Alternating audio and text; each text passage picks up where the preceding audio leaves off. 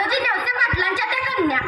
अवघ्या 9व्या वर्षी ज्योतिराव या माणसाशी त्यांचं लग्न झालं आणि हळूहळू त्यांना कळायला लागलं की ज्या माणसाशी त्यांचं लग्न झालंय तो एक सर्वसाधारण माणूस नसून या जगाला ऊर्जा देणारा एक क्रांतिसूर्यच आहे. त्या काळी बायांनी उंबरा ओलांडायची पद्धत नव्हती.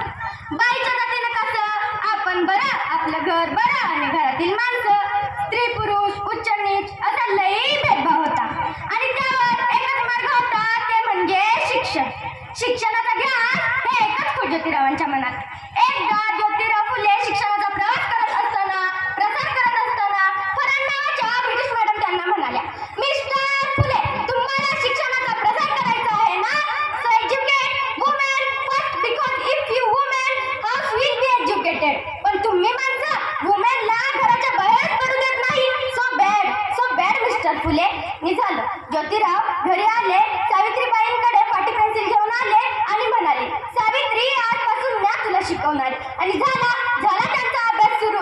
काना, मात्रा, वेलांटी, आकार, उकार, बेट के बे, बेदुने 4, बेत्रिक 6, सार आणि 1 जानेवारी. हो, 1 जानेवारी पुणे शनिवार पेठामध्ये त्या पहिल्या शिक्षिका आणि मुख्याध्यापिका सुद्धा.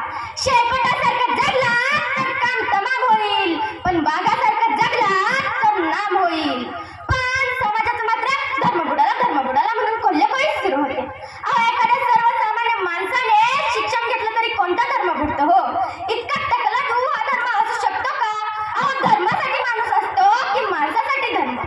जाताना त्यांच्यावर चिखल फेकला तरी बी त्यांनी सहन केलं, शेण फेकलं तरी बी त्यांनी सहन केलं. आता त्यांच्या सहनशीलतेचा अंत झाला होता आणि तोवरच एक माणूस त्यांच्याकडे येऊन म्हणतो, कुठं निघालीस? आधी आमच्या पोरीबाळींना शिकवणं बंद कर. अगं, तुला तुझी अब्रू प्यारी की शिक्षण? कदाचित त्याला माहीत नसावं, त्या सुद्धा ज्योतिराव पहिलवानांच्या पत्नी होत्या. अशी एक घेतली आणि सणकावून सुनावलं, आता आलाय थोबाड फुटलंय, पण परत आलास तर तुझ्या रक्तानं ही धरती रंगली. बाई कोणत्याही जातीची असो व धर्माची, ते नेहमीच अत्याचाराला बळी पडत आलेले आहे. एखाद्या सर्वसामान्य महिलेचा नवरा वारला तरी तिने सती जायचं, तिचं केशवपन करायचं. म्हणून सावित्रीबाईंनी सतीबंदी, केशवपन बंदी यावर काम केलं आणि सरकारकडनं सतीबंदी, केशवपन बंदी सुद्धा केली. आणि एका विधवा महिलेचा, काशीबाई या विधवा महिलेचा मुलगा यशवंत, त्याला सावित्रीबाईंनी दत्तक घेतलं. त्याच्या तुरुतुरु पावलांनी त्यांचं अंगण कसं फुलून जायचं, त्याला वाढवलं, मोठं केलं आणि डॉक्टर सुद्धा बनवलं. असंच एकदा पुण्यामध्ये प्लेगची साथ पसरली होती. काखेत गाठा येऊन लोक धडा मरत होती. तेव्हा त्यांनी यशवंताला सांगितलं, यशवंता, आपल्याला हॉस्पिटल उभारायचं आहे. यशवंतानं हॉस्पिटलही उभारलं.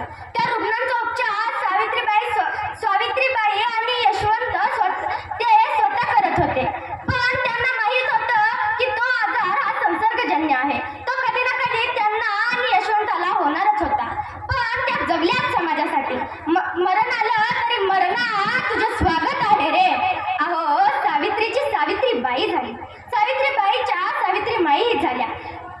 बघता त्यांच्या 18 शाळा झाल्या. सतीबंदी, केशवपन बंदी सुद्धा झाली. पण आनंद होता तो आयाबाया शिकण्याचा. विद्येविना मती गेली, मतीविना नीती गेली, नीतीविना गती गेली, गतीविना शुभ्र खचले. इतके अनर्थ एका अविद्येने केले. म्हणून मुलींना शिकवा आणि मुलींची साक्षरता वाढवा. एका घरात एक मुलगा शिकला ना ते एकटाच शहाणा होतो, पण एका घरात जर एक मुलगी शिकली तरी अख्ख्या घराला शहाणा करते.